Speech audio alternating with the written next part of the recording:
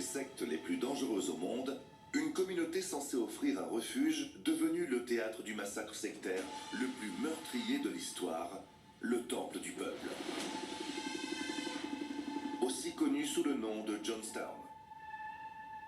Le massacre de Jonestown est l'un des événements les plus tragiques de l'histoire américaine. Le 18 novembre 1978, 909 membres du Temple du Peuple meurent lors d'un suicide collectif au Guyana, empoisonnés de force au cyanure ou abattus. Ces images chocs ont fait le tour du monde. Au cœur de la jungle du Guyana, une communauté agricole isolée, fondée par le Temple du Peuple, un groupe religieux originaire de Californie, dirigé par Jim Jones. Créé en 1955 à Indianapolis, le Temple du Peuple prône l'intégration raciale et la justice sociale. Dirigé par Jim Jones, il mêle christianisme et socialisme et attire 5000 membres à son apogée, principalement en Californie. Jones met en garde contre la guerre nucléaire et l'effondrement de la société, tout en imposant la discipline par la vie en communauté et des travaux harassants. Jim Jones avait ce don de savoir toucher les gens, peu importe leur profil ou leur vécu.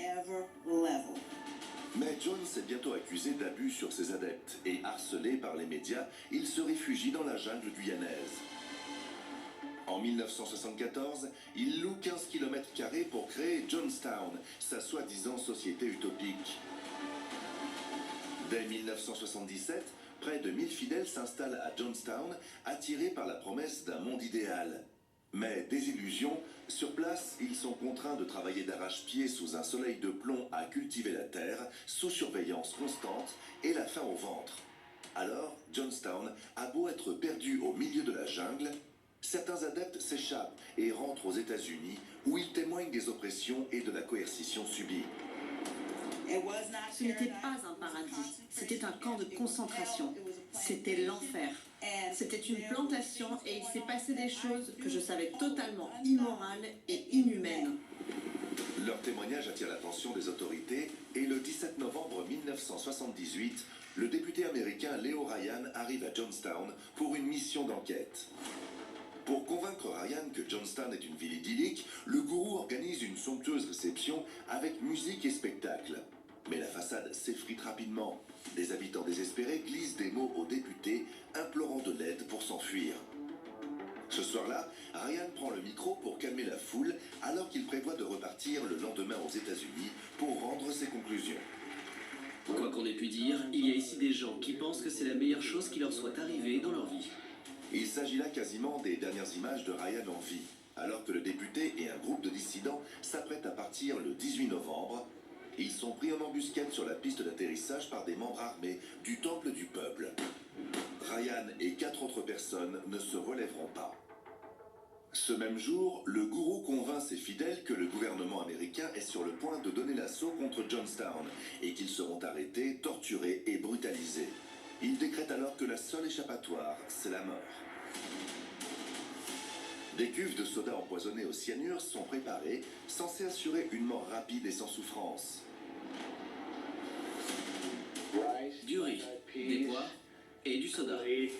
Mais la réalité va être bien plus brutale. Le cyanure est un poison mortel. Quelques instants après l'ingestion, il provoque vertige, confusion et convulsions. En se diffusant dans l'organisme, il entraîne une insuffisance respiratoire. Les organes vitaux, privés d'oxygène, s'asphyxient de l'intérieur. La mort peut survenir en quelques minutes seulement, parfois de façon brutale avec des crises de convulsions et de la salive qui mousse au niveau de la bouche. Une à une, les mères reçoivent l'ordre d'administrer le poison à leurs enfants avant de le boire elles-mêmes. C'est dégueulasse. Celles qui résistent se voient injecter le poison de force. J'ai tourné la tête à droite et j'ai vu ma femme, notre fils dans les bras, à qui on injectait du poison dans la bouche. Mon fils était mort, de la mousse sortait de sa bouche. La mousse, c'est à cause du cyanure. Les gardes armés de fusils et d'arbalètes ont pour ordre de tirer sur quiconque tenterait de s'enfuir. Au bout du compte, 909 personnes périssent, dont plus de 300 enfants. C'est le plus grand suicide collectif de l'histoire contemporaine, même si de nombreux experts estiment qu'il s'agit en réalité d'un meurtre de masse. Jim Jones est retrouvé mort, une blessure par balle à la tête, probablement auto-infligée. Je pense que Jones a agi ainsi parce qu'il ne voulait pas que ses actes inhumains, tordus et cruels soient révélés au grand jour. Il a préféré entraîner tout le monde dans sa chute, simplement pour éviter d'être démasqué. Après le drame, des soldats américains viennent récupérer les corps. Les dépouilles défigurées gisent un peu partout dans Jonestown. Des images effroyables qui entreront à jamais la mémoire collective.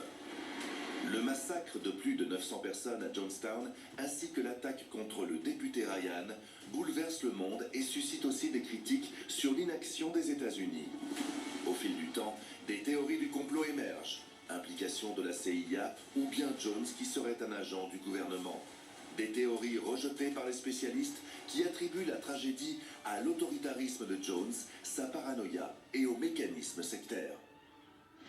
Les 10 sectes de notre classement illustrent les dérives tragiques de la dévotion aveugle et d'un pouvoir sans contrôle.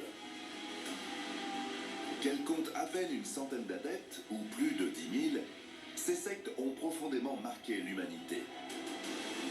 Fondées sur la peur, la manipulation et la promesse du salut, elles laissent derrière elles un sillage de mort et de vies brisées. Et même si un bon nombre de leurs leaders ont disparu, malheureusement, les techniques de manipulation, elles, sont immortelles. Cette session touche à sa fin et nous devrons la reprendre lors de la prochaine session. Mercredi prochain.